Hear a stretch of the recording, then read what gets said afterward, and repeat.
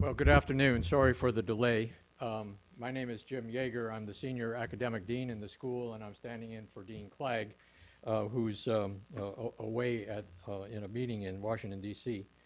And I want to welcome you all to the 6th George G. Graham Lecture. This is a wonderful event that we have each year. And the lectureship started through the Graham Endowed Professorship Fund, and then was endowed by the Middendorf Foundation in 2008, and we're really grateful for that initial support of this lectureship. And then we're really excited this year because we have a new benefactor, and that's the International Child Nutrition Fund, and this is represented by Dr. Bill McLean, who's a former faculty member in the program in human nutrition, and who was a co-investigator with Dr. Graham in the 70s to the early 90s, and also Mr. Alec Graham, the son of Professor Graham. Also, we're delighted to add for the first time Dr. and Mrs. T.C. and Lee Wu. They're in the Johns Hopkins School of Medicine and Public Health, and they are also benefactors for this lectureship. The support of the lectureship in human nutrition really provides our academic community with an opportunity for enrichment every year, and we've been fortunate to always be able to invite a real dynamic speaker who has really been important in having tremendous impact in the world of nutrition. And this year we have Dr. Michael Golden, who was an Emeritus Professor of Medicine and Therapeutics at the University of Aberdeen.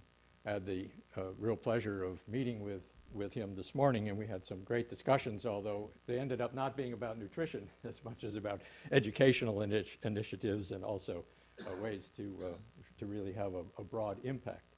And Dr. Golden is going to be introduced shortly by Keith West, but he's really been a global leader in understanding and preventing childhood malnutrition, and his career has spanned 40 years. And he's really changed the way the world thinks about improving childhood nutrition and protecting and improving growth. And that came across to me this morning in our initially 30-minute, but then translated really to an hour discussion. So again, thank you very much on behalf of the school, and thank you for coming to give the 6th Graham Lecture. And Keith, if you would please introduce the lectureship.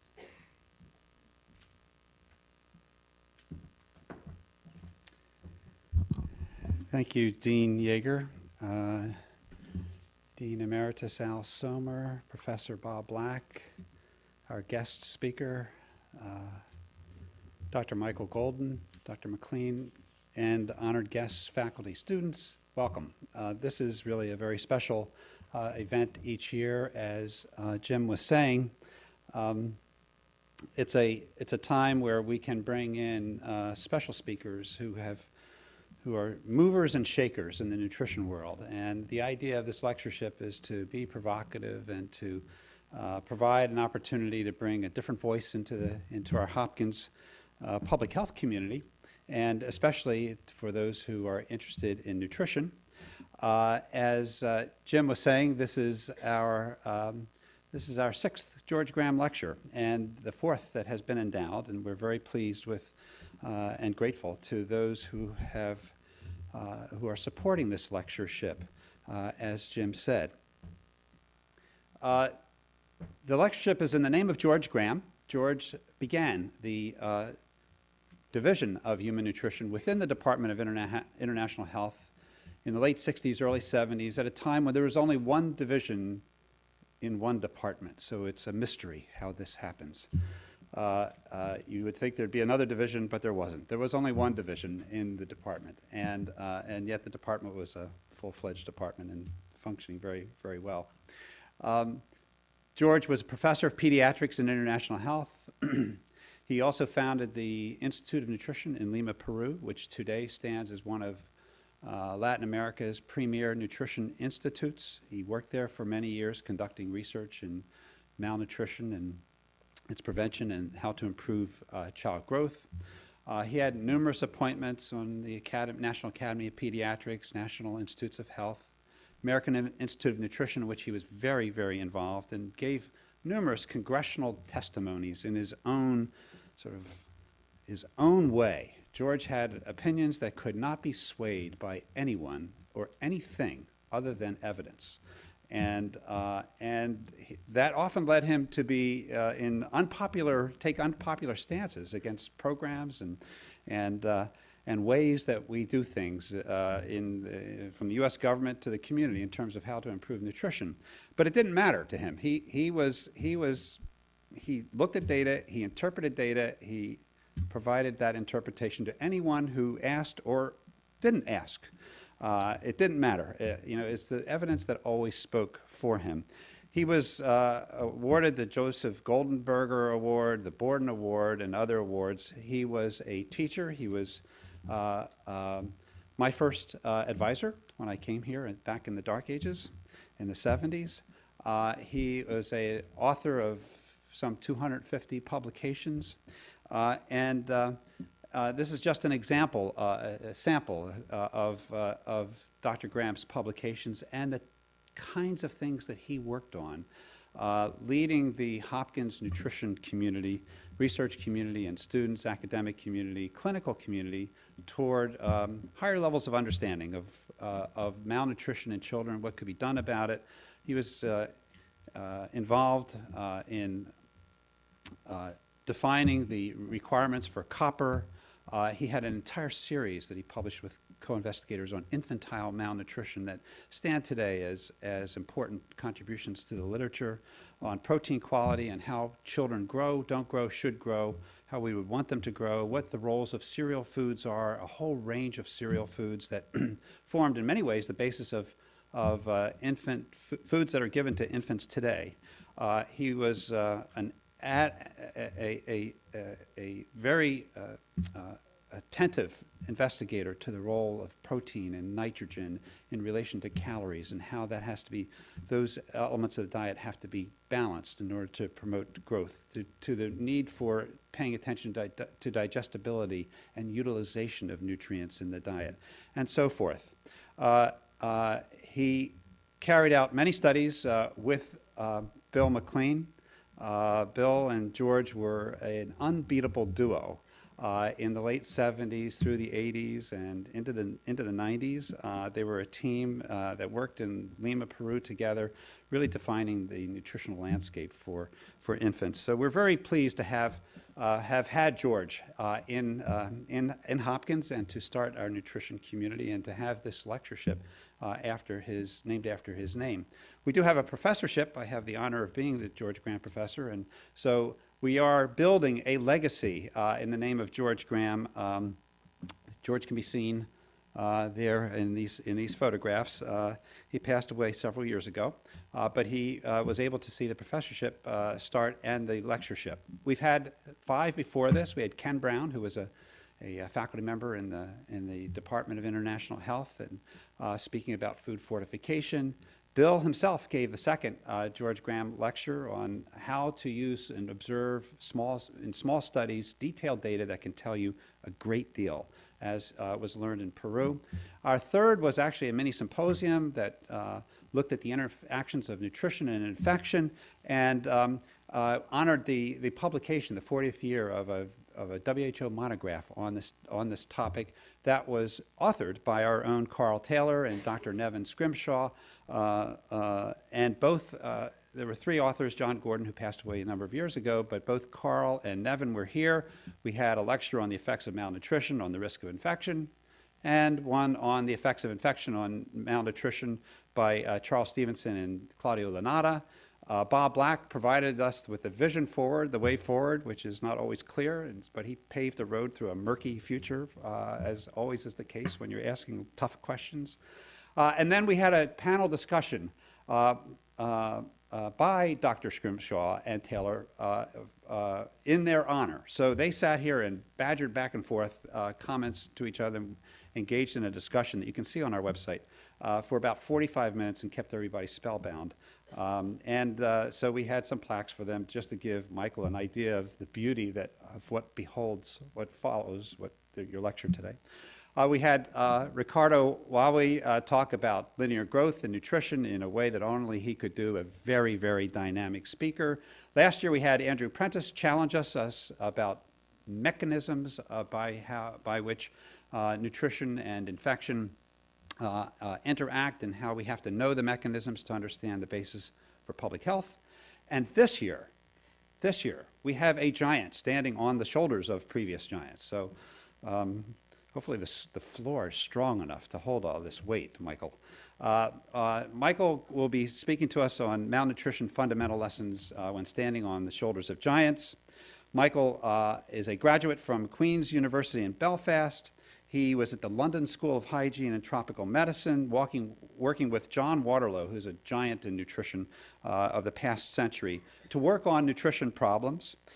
He quickly found himself stationed at the Tropical Medicine Research Unit in Jamaica, established by the Wellcome Fellowship, where he worked for 17 years, and including leading that unit on childhood malnutrition, infant malnutrition in its biological and nutritional context and its social contexts. Michael received in 1985 the Royal College of Physicians of London Award. He was on the Scientific Advisory Board of the Commonwealth Caribbean Medical Research Council. He was a chair. He had an endowed chair at the University of the West Indies in 1990. Following that, he joined the University of Aberdeen, where he chaired the Department of Medicine in Nutrition in 1993, chairing the Scientific Advisory Committee for a French agency, Action contre la Femme. And in the context of serving in all these positions, he developed methodologies for surveys. He is the inventor of food and ingredient recipes that have led to how refugees are fed today. The formulations that Michael established are ones that are followed across Africa and Asia today in terms of refugee feeding and how to promote growth. He is the originator of the concept of type 1 and type 2 nutrients that help us understand their metabolism and their function. He's been an advisor to numerous agencies, and I've probably said enough. So I would like to welcome Professor Michael Golden to the platform to enlighten us in the voice, as a voice of authenticity, I would say, in this field. So welcome, Michael, please.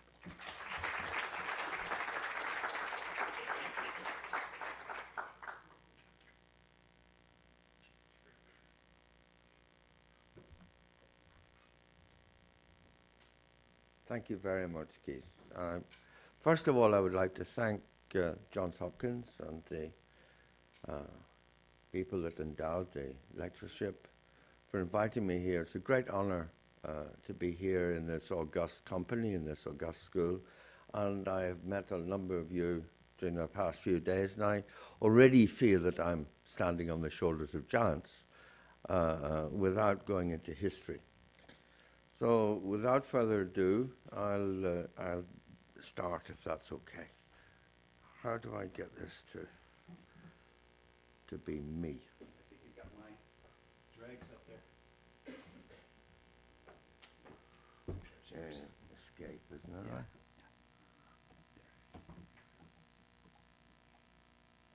Yeah.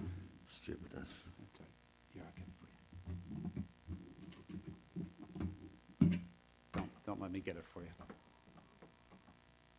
Don't have a lot of... That's Is that it? That's it. You don't want to talk about something else? No. Okay. Okay, here we go. Thank you very much, Keith.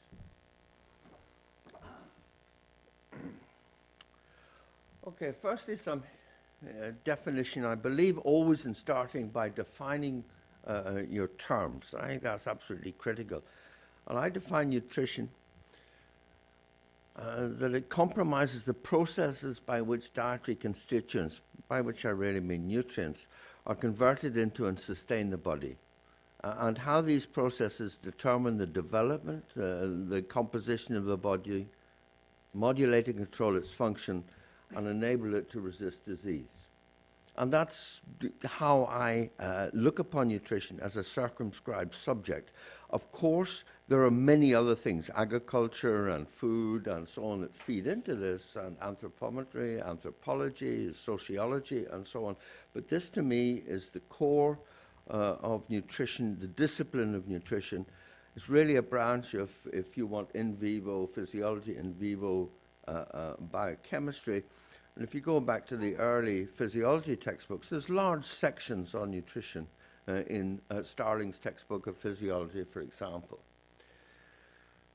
It has an illustrious start. Liebig, Voigt, Warburg, particularly in Germany, and their students, Hans Krebs, Atwater was a student of Voigt, Neuberger, Schornheimer, Rittenberg, Ratner, and so on. All left Nazi Germany and brought their expertise to Britain. There were some British and American at that time, Cuthbertson and people like that. But I was particularly struck by Sir Frederick Garland Hopkins' Nobel lecture of 1929, when he said, and I quote, "Early in my career, I became convinced that current teaching concerning nutrition was inadequate." Have you heard that before?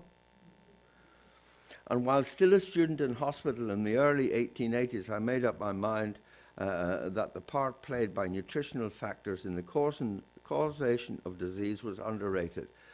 If that was true in 1880, it is even more true today. Everything causes disease except for malnutrition. And he, of course, worked on what was then called the accessory food factors from 1906 to 1912 and got his Nobel Prize in 1929. Then that led to really the first great leap, what I call the great leap forward in nutrition, where we have all these individuals dealing with the micronutrients, the vitamins, and of course we have E.V. McCollum here in the 1920s, which effectively founded this school. Okay, I'm not going to read through all the names. The second leap forward came with the Second World War, when your colleagues, your soldiers, your friends were incarcerated in Nazi and Japanese prisoner of war camps, and you saw your friends dying from severe malnutrition, and it really brought it to the forefront, malnutrition to the forefront of priority by the Western governments, the Allied forces. And during the war, Ansel Keys did his famous studies in Minnesota and went on to be a leader in nutrition in this continent. And R.A. McCants with Elsie Widdowson in the UK. Incidentally, Sir Hans Krebs was a nutritionist and did calcium balances in people during the war. But after the war, this problem was recognized and units were set up all over the world. Peru, of course, by George Graham, the person that we're honoring today. Guatemala, Scrimshaw, Thailand, Olson, Lebanon, McLaren, by the USA, and by, in the UK, Jamaica, Waterloo, where I worked. Uganda, Rex Dean, South Africa, Brock and Gilman was there. Gambia, Whitehead. The Netherlands with Oomen, Belgium, Congo with Vis, and India with Gopalan and some other people. And all of these people, maybe with one exception, Gilman and someone like that, but virtually all of these people have given rise to students who are leaders of nutrition in Europe and North America today. I think the experience of going to the developing world and dealing with malnutrition and the realities of poverty that these leaders, these giants of nutrition, all of them, and the students that they bred, the scientific pedigree of many of us, including myself, owe everything to standing on the shoulders of these individuals. And we owe a great deal to the governments of USA and the UK for seeing the funds made available and the resources made available to allow these individuals to establish overseas units. Nutrition in the USA, nutrition in Europe would not be the same today if it hadn't been for the training offered to nutritionists by these units. I can't emphasize that anymore.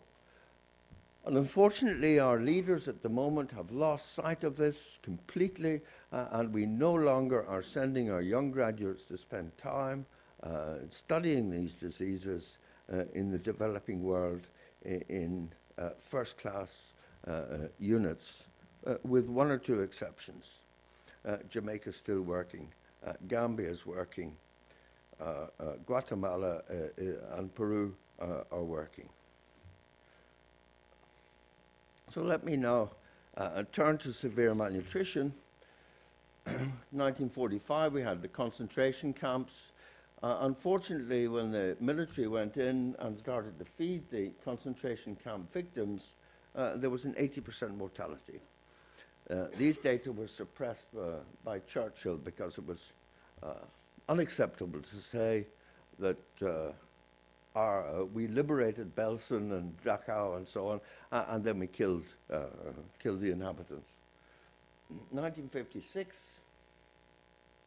the MRC units were established, and they used milk, oil, sugar mixes, basically the same recipe in the two places. 1960, potassium was seen as a major importance, and this was the work of present member of staff of this department, George Lane, working with Garrow and Waterloo, of course. Montgomery saw the importance of magnesium. The Biafran War, I don't know why they used K-Mix 2, and it was still being used up until the mid-90s, and it's a miserable diet. 1976, developed a separate formula for the initial treatment. 78, zinc and copper requirements are calculated, added, and found to be effective. Other trace elements, 1992, 1993. The importance of acid-base balance was recognized. 1985, the type of oil and essential fatty acids came to the fore. 1986, changing it from per kilo to a diet, and that was an important step. And then 1987, the bringing all these data together to formulate the F100 diet and testing it, refinement and rollout, and then the commercial production in 1993, and it was first used during the Rwandan, just after the Rwandan genocide. 1994, as I said, it was used in Rwanda.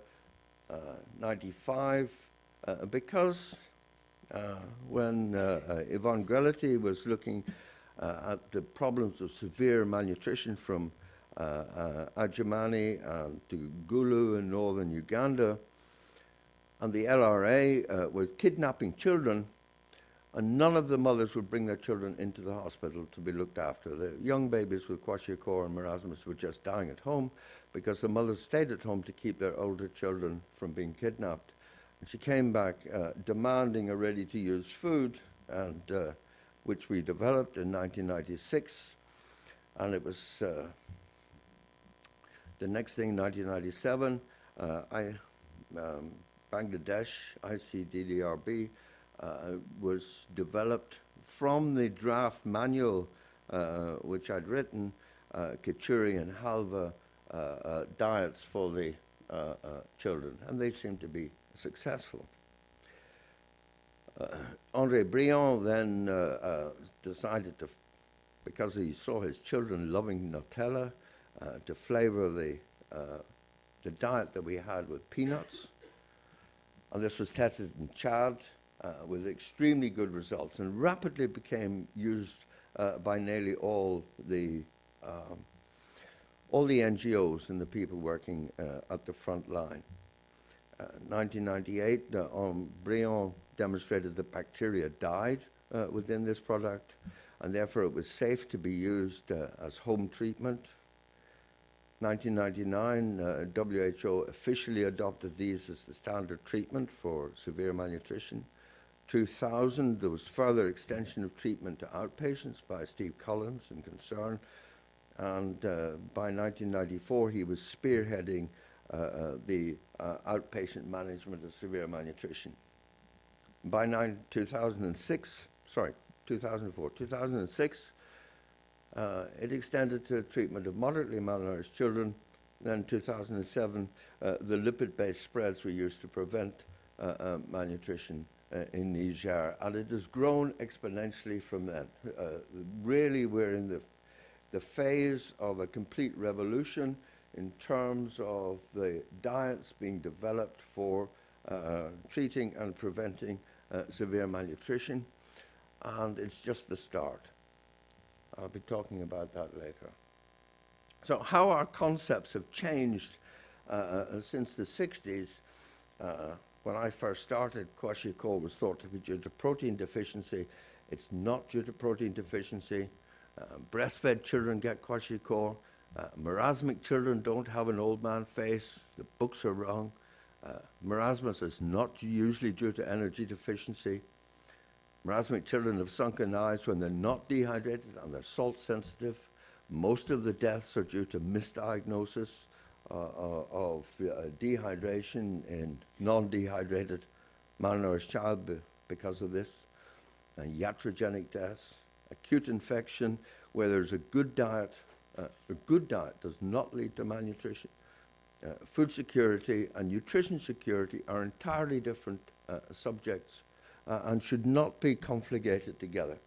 And nutritional deficiency is now back in the center. Nutrient deficiency of the etiology of malnutrition, and the UNICEF conceptual framework I believe to be completely flawed and to lead to wrong policies for the alleviation, and wrong research, more important.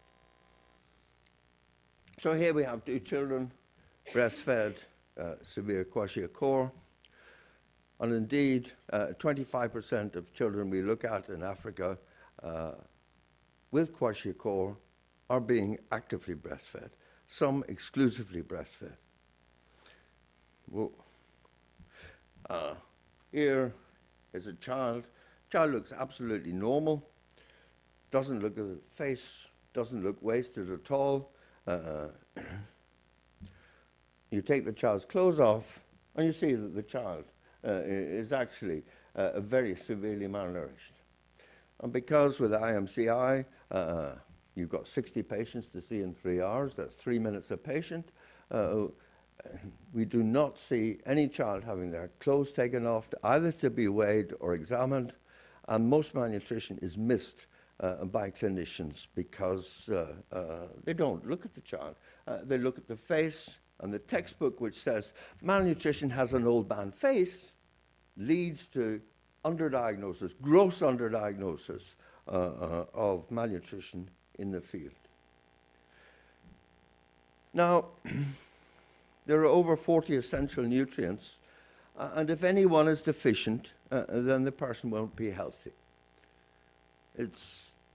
Each of the 40 is important. Selenium and riboflavin and pyridoxine are just as important, if you don't have them, as the more well-known nutrients, iron and iodine and so on. Many of these are ignored by doctors, and we've divided them into 2 groups. The first group, the type 1 nutrients or type 1 deficiency, are the functional nutrients, and the type 2 are the growth nutrients. And they have different physiology.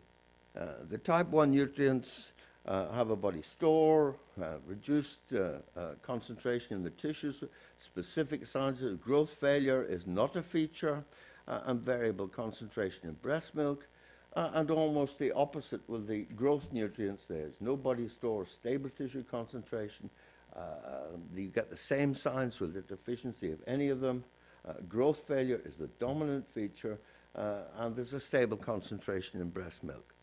So if we see wasting and stunting, it is one of these nutrients which is deficient, and if we have non-functionality without wasting and stunting, it is this group of nutrients which are missing.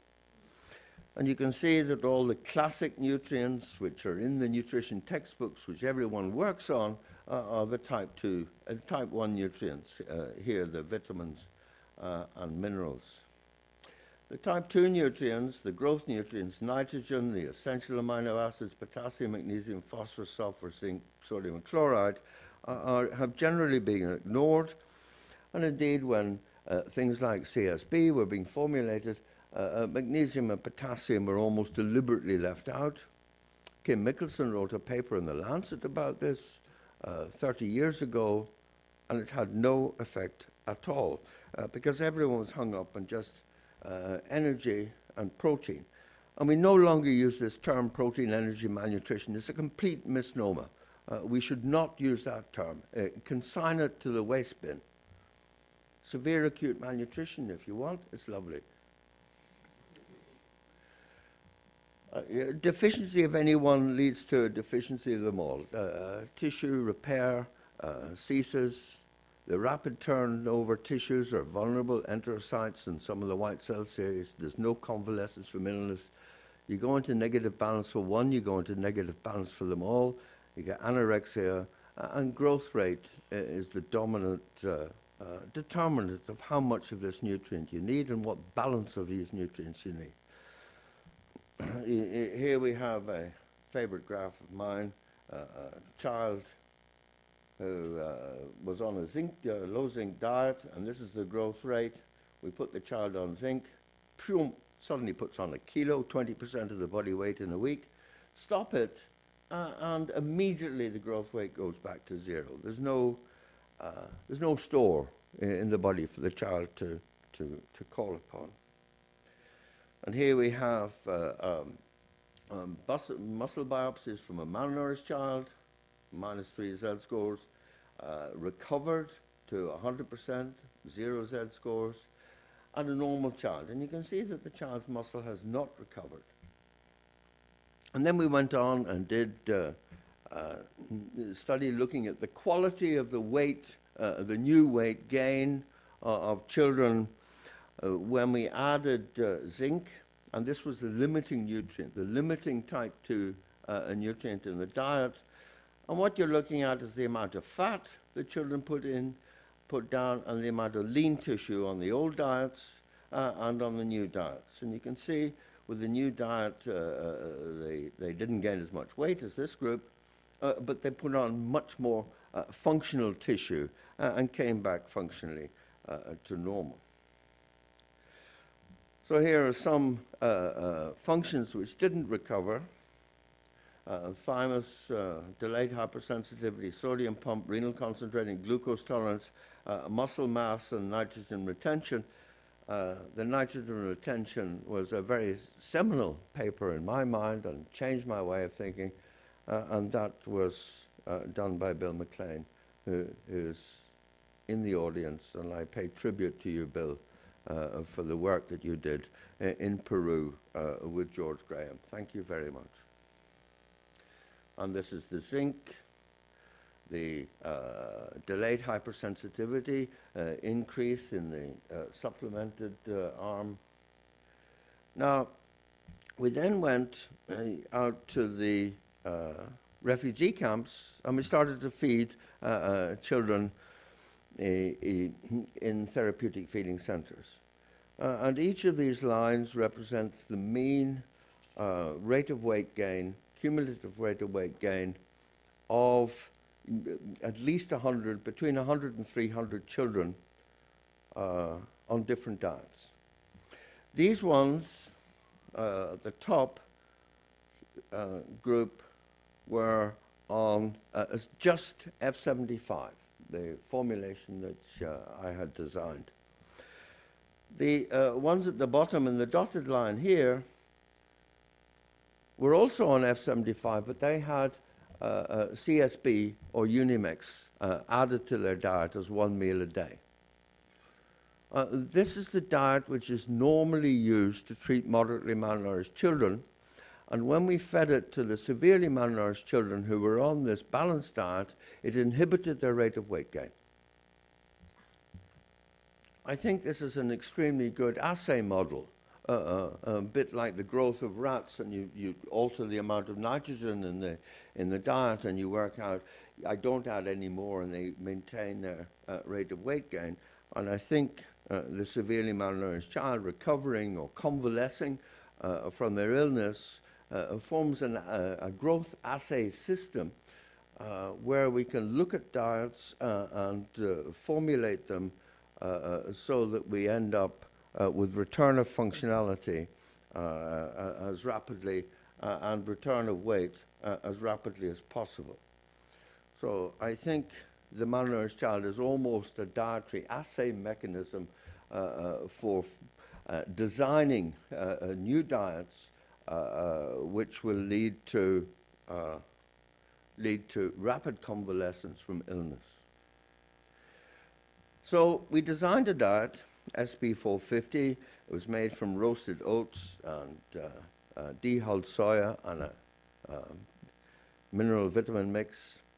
We used it in Rwanda after the war, after the genocide in '94. And the old diet was Unimix. And you can see that only 51% of the children given the Unimix recovered. On the new diet, 81% recovered. The important thing is the abandonment rate.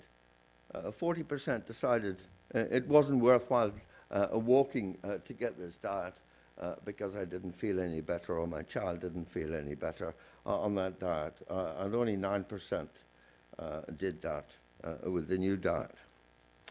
Okay. And this is the rates of weight gain on this oats, soya, mineral mix, and you can see it's 5 grams per kilo, which is exactly the same as people are now getting with Plumpy Nut, with RUTF, which is about 6 or 7 times the price of the SP450. So what we did is we built a factory in Nairobi. We got the same nutrient mix coming from corn this time instead of oats, extrusion cooked instead of roasted, and using whole soya instead of dehulled soya, with exactly the same mineral and vitamin mix. And we tried that in northern Uganda and Somalia, and it didn't work. Absolutely no improvement in the rate of weight gain. So I then went and looked at anti-nutrients in these diets and weaning foods from around the world. What did I find? They're all full of phytate, antitrypsin, anti-chymotrypsin, anti-amylase, saponins, phytohemagglutinins, lectins, and so on. So I went to the Codex Alimentarius, and they told me to go away. So we have problem nutrients. Magnesium is a problem nutrient. Phosphorus is a problem nutrient. Zinc is a problem nutrient. Selenium is a problem nutrient. And when we do linear programming to try and emulate these diets, which lead not just to weight gain and fat gain, but also to return of functionality from mixtures of normal foods using linear programming, we can't emulate the same composition without giving some fortification or some supplementation to the local diet. So André Briand and people in the London School are leading this program of linear programming to try and get the nutrient balance right. But anti-nutrients is a thing which almost nobody's working on and is extremely important. So now in Maradi, in Niger, MSF France did a study where they took 12 villages and they had 6 intervention villages and 6 control villages randomly selected. They gave them, over the hungry period, here, blanket feeding everyone up to 2 years of age in the village. No, sorry, this study, 3 years of age in the village during the black time. And this is the prevalence of the increase in malnutrition rate. And the control, it went up by 8% during the hungry season, and it really didn't change very much in the supplemented children. But this benefit was maintained for a year after this if the children were prevented from deteriorating during the hungry period. And in terms of stunting, the controlled children had increased stunting here, and the supplemented children had catch up in height. Now, what happened to the whole of the intervention area in Gudamunji? There's 65,000 children got a supplement of a thing called Plumpy Dose, and they really loved it. And here they turned up and queued up to get this thing because they valued it. And I think the abandonment rate, if someone abandons your program, don't curse them, don't say you're doing that. Look at your program. If people appreciate your program, they come. If your staff are kindly, friendly, and treat people well, and give them medicines which work, they will come and they appreciate it. If they abandon your program, you've got to change your program. Don't blame the people for running away. They are casting their vote. And here in Gudamunji, 62,900 people were enrolled and looked at in May. Only 20 didn't turn up in June, 57 in July, and so on. The dropout rate was less than the expected mortality rate in this society over that period. So if given that type of variation, the dropout rate could be said to include 0. And this is moderate malnutrition and severe malnutrition. New cases, this is the expected change in the new cases. So we expect it to more than double. And the red is the new cases of severe malnutrition. And we almost eliminated severe malnutrition with this intervention. Now, I want to tell you about this child because it's not just about nutrients. He's a very special child to me. An older child in Kimbanseke in the Congo. And I reckon I'm a reasonably good physician and pediatrician. The child wouldn't speak to me, wouldn't eat, wouldn't talk, and just lay there in the bed looking into space and was clearly going to just die. Unless we force-fed the child or did all sorts of heroic procedures.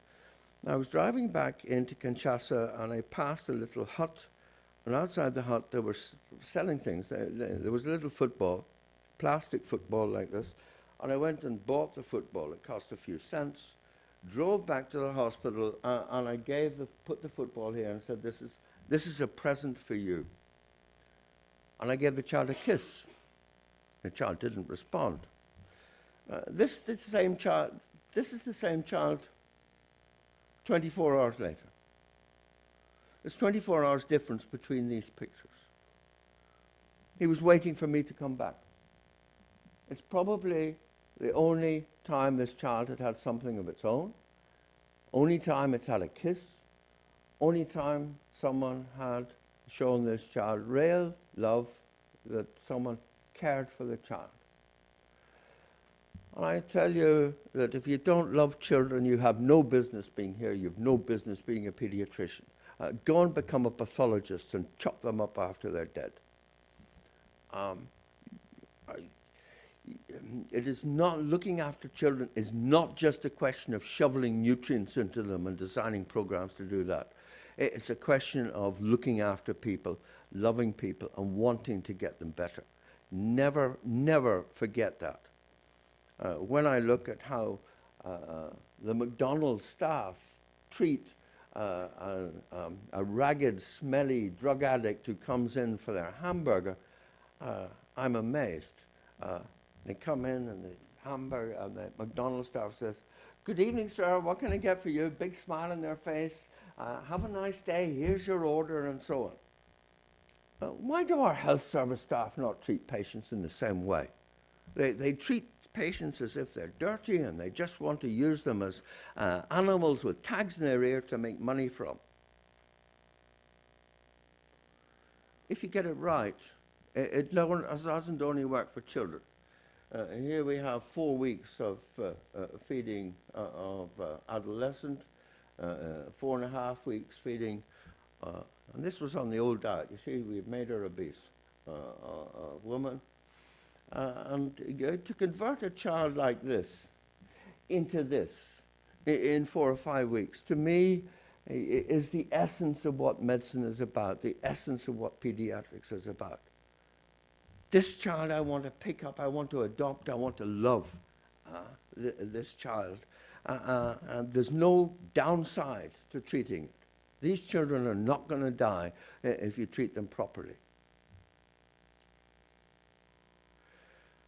Whether this child lives or dies depends on following a protocol, not diagnosing dehydration, not giving a drip, not giving a blood transfusion, not giving oral rehydration, not giving Resomal, and giving just F75 and then going on to F100, antibiotic cover, and being gentle with the child. This child survived, by the way, although you would think the child is quite sick. Where do I point this? And would you deny treatment to this mother? Would you? Why do we only treat children from 6 to 59 months in these programs? It's completely pejorative. Everyone that's malnourished within a family is important. The mother, the future mothers, the young girls, the children, of course, the fathers who are earning the money to keep the family sustained. And fathers, in my experience, love their children and look after their family. And it's the rare father who just drinks and gambles the money away. The poor have very few choices, and they're real experts at surviving with almost nothing. The results of very poor quality diets and no convalescence from illness, and this is a sort of typical encampment here with these huts, with each hut crammed with people, and they are scratching out a living with almost nothing, and I don't know how they do it. Designing a program for these people requires much more than just sitting here and saying we're going to educate them and we're going to give them this food and we're going to give them that and we're going to give them some mosquito nets and so on. A much greater threat is political disaster. And here we have a child soldier in Sierra Leone and so on and so forth, a poster for recruitment for Savimbi in Angola that I took, and we see the horsemen of the apocalypse coming, and war is the harbinger of great famine and malnutrition at a really heroic scale. As it was during the Second World War, we're still getting wars all over Africa. At the moment, coups and so on, and there's massive malnutrition there. It is not only in stable, poor countries that you find malnutrition. It is much worse when you have civil strife. And of course, you have all the type 1 nutrient deficiencies as well. And that adds to the burden of death with malnutrition as the cause.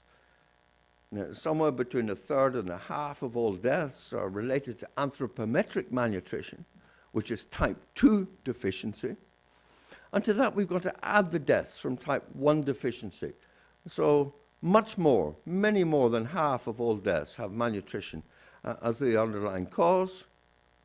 And we treat our medical students so badly that we will give them 1 or 2 days training about malnutrition out of a 6-year course. They know more about the Wiskott-Aldrich syndrome or the 5 and 3' end than they do about malnutrition. We are letting down the human race in our curricula and the way we treat and teach medical students and nurses. And of course, how can he provide for his family? Adults who are malnourished are also important. And the problem with the HIV epidemic is it's killing off the breadwinners and the adults. We have child-headed families now, and we have a tidal wave of orphans. When I was in Harare, in Bulawayo, I wanted to teach on the malnourished child. I said, where's the mother? Oh, go and get the mother. The team went and found one mother with 19 children to look after, a grandmother. All her 6 children were dead and had left the grandchildren with the grandmother. She had 19 children to look after and no visible means of support. The children were nearly all HIV negative, but they were all going to die from malnutrition. Now, the epidemiologists here. Many of my friends have died. No one seems to care. Sometimes epidemiologists come and ask us questions, and then we become statistics for international politicians to argue about. Occasionally, WFP comes and gives us maize, beans, and oil. And I get so angry that these surveys don't lead to any meaningful intervention usually, and I go around and see this type of a problem wherever I go in Africa. The response is pathetic. Tens of thousands, hundreds of thousands of people, not just children, are dying from malnutrition, and all the money is going into HIV. And we have people now who are deliberately trying to get HIV so that they can access free health services. Those that rule us or do fight or exploit us are the main cause of my misery. Again, this child from Bor in Sudan survived. This one here is being robbed by soldiers. The malnourished person is there, and the soldiers going through the pockets and the clothes to try and get the money from the malnourished child or the malnourished adolescent. We were actually quite lucky to get the photograph without being... but we're still not sure of the cause of kwashiorkor, and I wanted to tell you about some interesting new findings. Firstly, this was in the Lancet. This is a marasmic child's glomerulus, that's the basement membrane, and here we have the space of Dis, and this is the podocyte here, and this is the same on a kwashiorkor child. And it's the same electron microscopic appearance as minimal change nephrotic syndrome, and yet the children do not have albuminuria. So I thought about this and considered that perhaps the surface charge on the membranes here were actually keeping the membrane apart and stopping it from fusing. And this could be a problem of the glycosaminoglycans, which are the complex carbohydrates which have sulfate charges, negative charges all over them. So what I did is took the 2 kidneys out of a child that had died and perfused one with saline and the other one with heparin sulfate, and then took repeated biopsies from these ex vivo perfused kidneys. And by perfusing heparin sulfate through the kidney, we were able to restore the normal electron microscopic appearance. Putting glycosaminoglycan abnormality rarely at the center. So the next thing we did is got biopsies from Lusaka in the Zambia, and we stained them for sulfated glycosaminoglycans heparin sulfate, proteoglycan, and syndecan-1, which is the core protein, to find out whether there's a problem with protein synthesis. And you can see that there was no problem at all. This is the kwashiorkor children. These are the normal ones. There really was plenty of staining. The brown staining is the staining we're looking at of the core protein, but heparin sulfate was almost absent from the villus, and sulfated gags, again, were almost absent. If you have a congenital problem with these, you get intractable diarrhea. And there have been a few cases described by Simon Murch and others of congenital abnormalities in Golgi formation and glycosylation of the intestinal heparin sulfates. And these patients have protein-losing enteropathy and intractable diarrhea. So I think this is really quite interesting. But does it make any difference? Does it all this make any difference? Actually, the glycosaminoglycans sulfated are incredibly important for the blood-brain barrier. They maintain the blood-brain barrier. And any drug which passes the blood-brain barrier and becomes toxic, you should not give to a child with edema. Any of you who are involved with an onchocercosis program, under no circumstances give ivermectin to any edematous patient. Okay, so we changed the protocol, and we're now up to version 6 of the protocol, and we didn't do a controlled trial. This is a before and after trial. And this is with the old protocol in Kimbanseki in Congo, just beside Kinshasa, high HIV area. And this was the mortality using the standard WHO protocol, 12%. There's about 200 children in each arm. After that, we had 1 death out of 200 with the new protocol. Overall, with the kwashiorkor, 17% before, 3% after. And these are the expected deaths using the Prudent algorithm for expected mortality rates, trying to adjust for the severity of the illness amongst these two groups of children. So we are making progress. At the moment, about 250,000 children, 250,000, are being treated in Ethiopia every year with about a 2% mortality. Burundi, about 30,000, Rwanda, 20,000, and we can go through all the countries of West Africa. And you add them all up, in Africa alone, more than 1 million children are being treated for severe malnutrition today, each year, with a 2 or 3% mortality rate. The mortality rate used to be 30% for severe malnutrition for patients admitted to hospital. So we have a long way to go, but we're making enormous strides. And the coverage and finding children in the community is now dramatic. So I come back to what Winston Churchill said during the latter part of the war, before the end of the Japanese conflict, but after the end of the Nazi conflict. He got up in the Houses of Parliament in the British Isles in England, Westminster, said, "There's no better investment for this country to make than to put good food in the mouths of its babies." We now have a much better understanding of what's meant by good food. It's nutrient security, not food security. It is not just empty calories to make you fat and empty protein or even 2 or 3 selected micronutrients.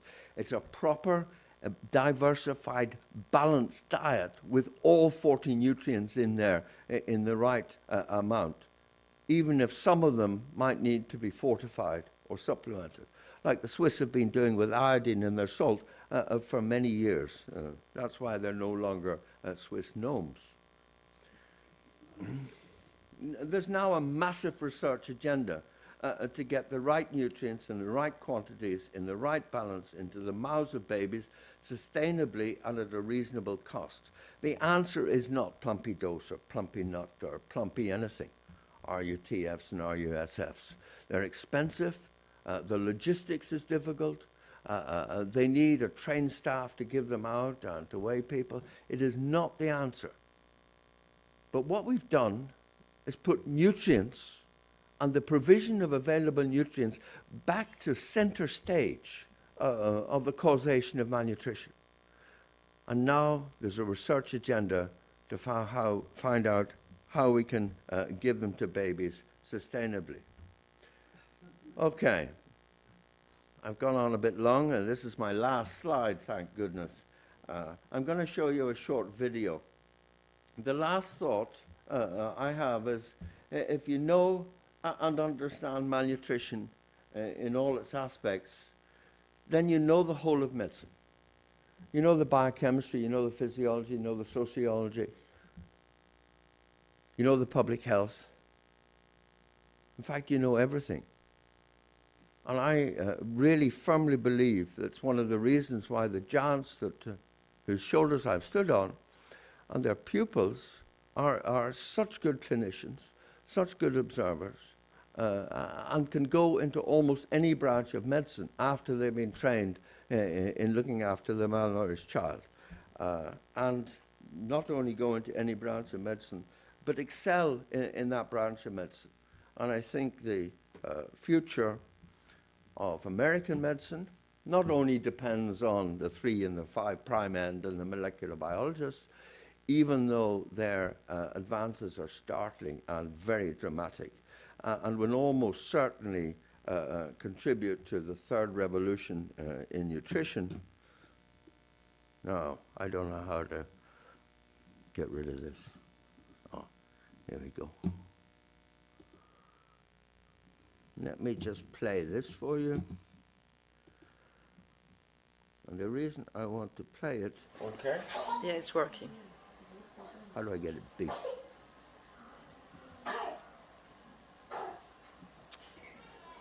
Yeah.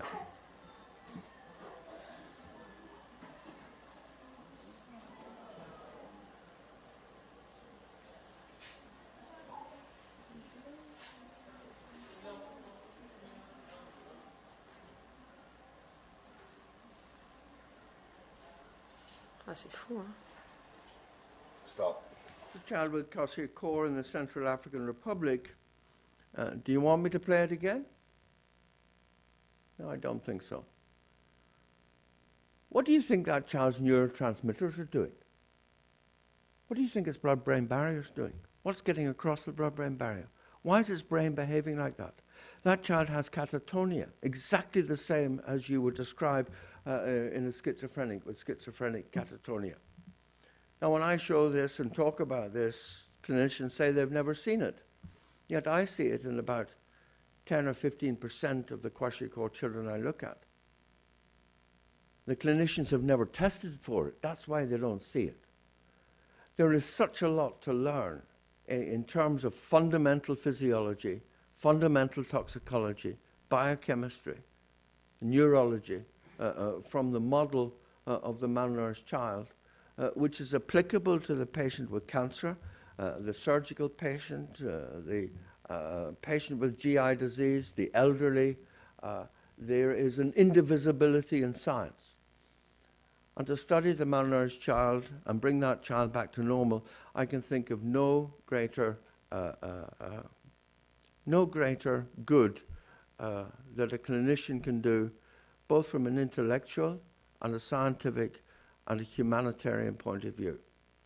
Philosophia, philotoknia, philanthropia. Thank you very much.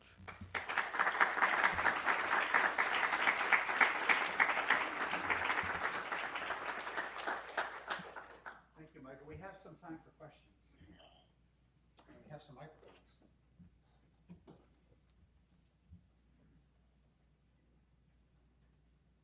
I'll start it off. Put it on. So I think a lot of the research nowadays is trying to get to the headwaters before we get to the kwashiorkor or marasmic infant through the conduct of proper feeding of infants as they transit from exclusive breastfeeding to a complementary feeding diet. What are your thoughts in terms of the utilization of these formulated foods as opposed to or alongside locally composited complementary type foods? Where should we go with that I'm sure. design? I'm quite sure the future is from locally composited foods. To test them and to test them properly, we need a gold standard. So you've got a standard against which you can test the various formulations.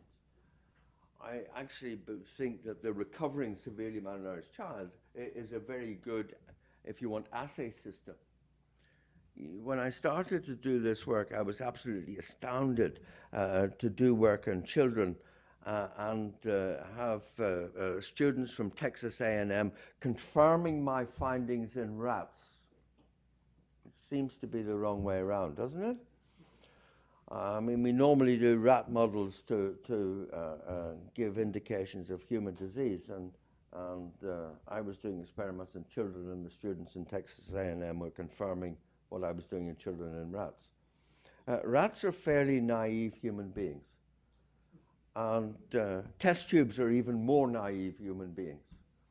If we're designing diets for human beings, we should be testing them on human beings. So we need an ethical model that we can use to test these diets.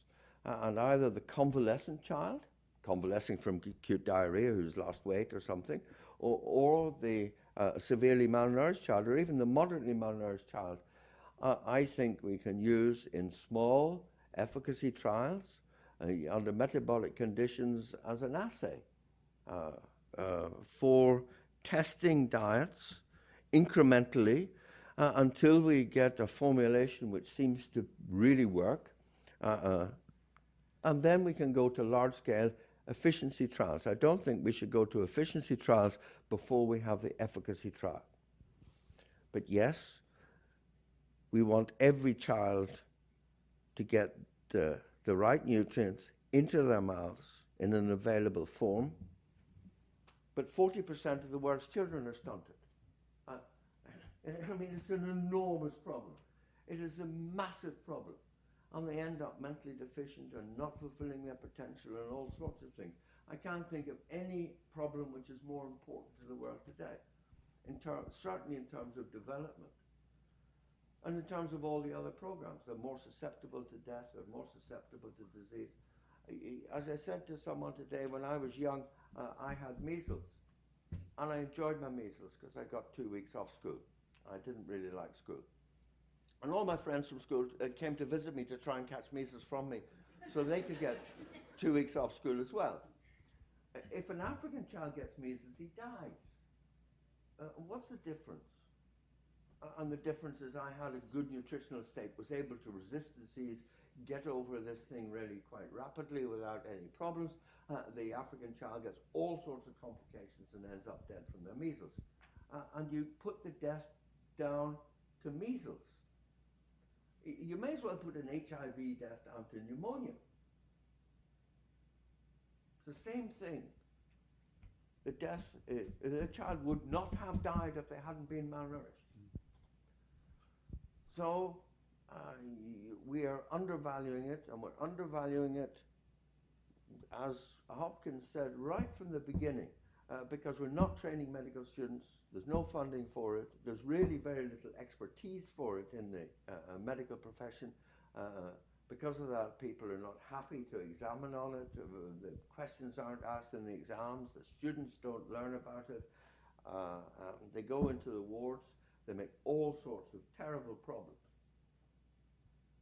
You have a patient with carcinoma of the breast, for example. Sorry, it's a long answer to your question. You know, I'm sure you're going to end up back on children. You squirt them with radiation, or you give them, no? and they get pneumonitis and skin burns and all the rest of it, and you say, I'm awfully sorry, too many complications, we're going to have to stop your breast cancer treatment. And the patient dies. Why? Because the normal cells don't have the antioxidants, the glutathione, the vitamin E in it to protect themselves from the radiation. And when I was in Jamaica, did lots of things which was interesting. We started to treat the malnourished leukemics with these types of diets. And unfortunately, we were feeding the leukemia, and their white cell count went rapidly very high because the leukemic cells loved all these nutrients. They thought it was wonderful. But of course, when you think about it, that can be used. Nutritional manipulation of the metabolism of the patient can be used to put all the cells into mitosis so that they become radiosensitive and chemotherapy sensitive. I mean, to not use the lessons that we're learning from the severely malnourished child in all the other branches of medicine is almost criminal. In the surgical wards in Jamaica, I used to do skin biopsies in the axilla for all the cold patients. And we used to throw the biopsy away, and we used to look at the little hole that was made to see how it healed. If it didn't heal, we would say to the surgeon, for goodness sake, don't do a laparotomy in these patients, start chopping their guts and bits out, because you're going to get wound dehiscence, secondary infection, the fistula formation, and all the rest of it. I will treat them nutritionally and get them back to a good nutritional state. Then you can do your surgery.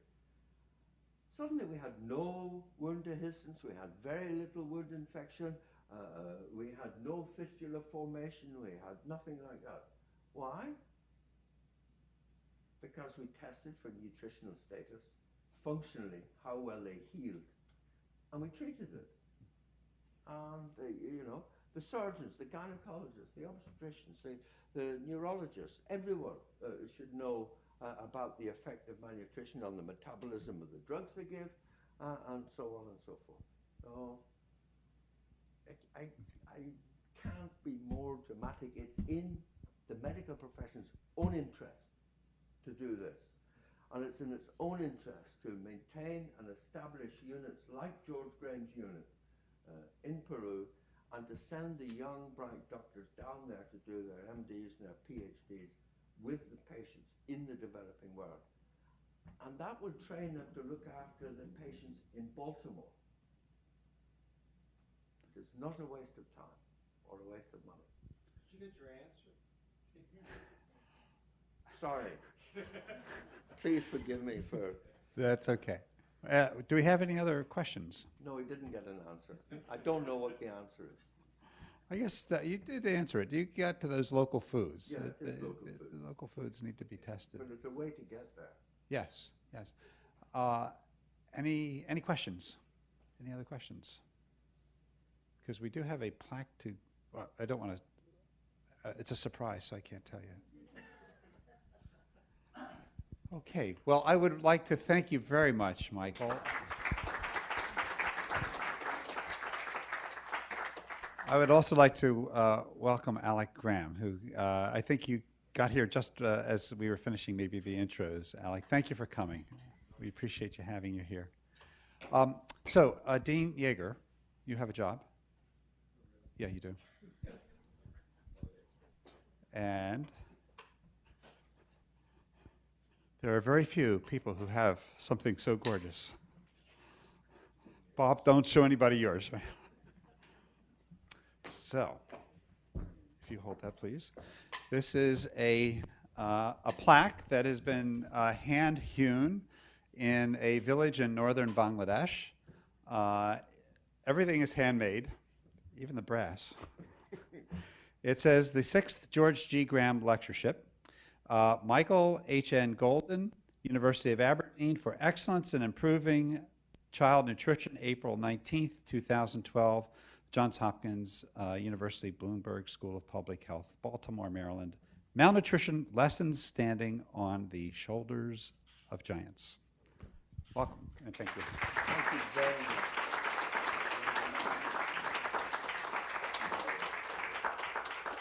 Congratulations.